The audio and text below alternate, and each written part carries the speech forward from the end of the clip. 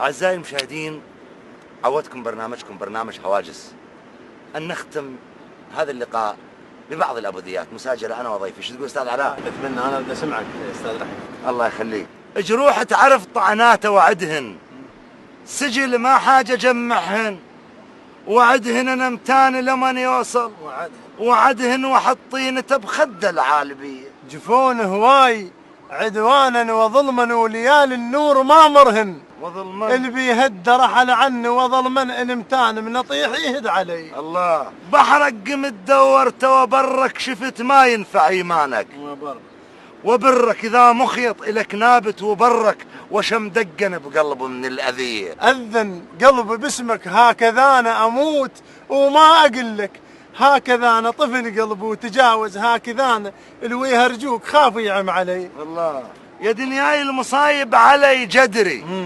يتقالب ما برد فد يوم.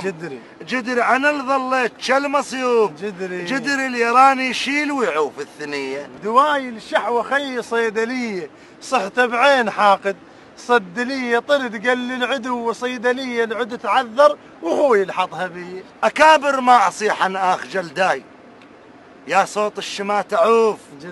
جلداي لحم الحي طلع والنزع، جلدي لكن ثابت وروح ذيك هي.